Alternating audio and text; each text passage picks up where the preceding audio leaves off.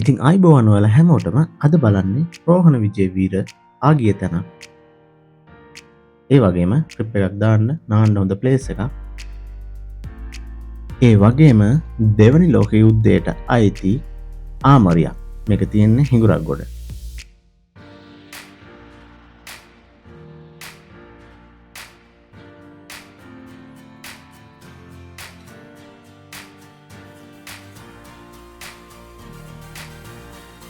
ඉතින් වීඩියෝ එකට යන්න කලින් ඔයගොල්ලන්ගෙන් ආදරයෙන් ඉල්ලනවා අපේ අනන්තේ channel එක subscribe කරලා bell icon එක click කරලා videos වලට like කරලා share කරලා අපිට support එකක් දෙන්න channel එක grow කරගන්න. එතකොට අපිට පුළුවන් මේ වගේ සුවිශේෂී තැන් ඔයගොල්ලන්ට ගෙනල්ලා දෙන්න.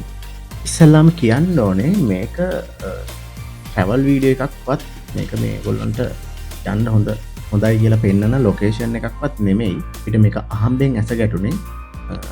ඉතින් මේක රෝහණ විජේවීර එහෙමත් නැත්නම් වර්තමාන NPP ආණ්ඩුව බලයට ගේන්න විශාල දායකත්වයක් දුන්න JVP පක්ෂයේ නිර්මාතෘවරයා රෝහණ විජේවීර සහෝදරයා. එයා ඒ දවස්වල හිඟුරක්ගොඩ යම් කිසි කාරණා නිසා කාලයක් ගත කරලා තියෙනවා. ඉතින් එතකොට එයා අන්න කරන්න එහෙම ආගිය තැනක් මෙතනට එනකොට ඊට මේ ගම්වාසීන් කිව්වා මෙතනට වතුරට බහින්න හදන්න එපා. උතන එරනවා. උතන කිඹුල්ලොත් ඉන්නවා. උතන යටයි.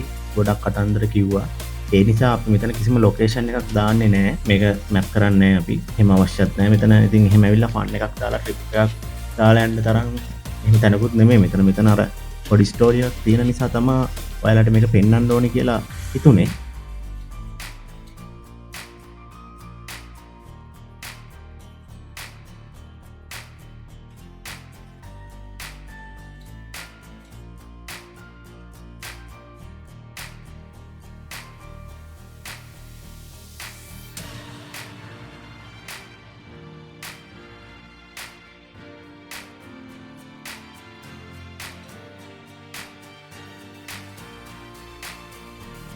ඉතින් ඔයගොල්ලන්ගෙන් ආයමත් ආදරෙන් ඉල්ලන්නේ අපේ අනන්තේ channel එක subscribe කරලා මේ bell icon එක click කරලා අපේ videos වලට like කරලා share කරලා comment කරලා අපිට support එකක් දෙන්න අපේ channel එක grow කරගන්න.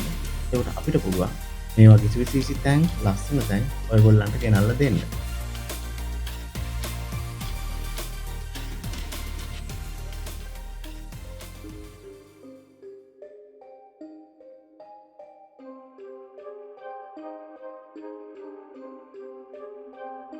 ඉතින් ඊළඟට පෙන්වන්නේ ඔයගොල්ලෝ පිට පළාතක ඉඳන් හිඟුරක්ගොඩට එහෙමත් නැත්නම් සෝමාවතියට පොළොන්නරුව පැත්තට එනවනම් තමයි මේ තැන වැදගත් වෙන්නේ.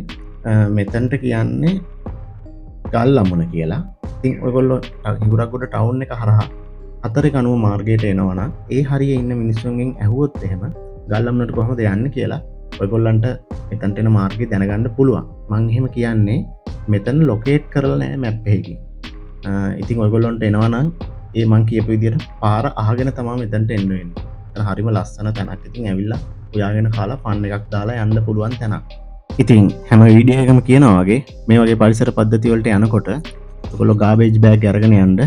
ඔයගොල්ලෝ අරන් එන සියලුම කුණු කසල නැවත රැගෙන යන්න පරිසරයට මුදා හරින්න නැතුව.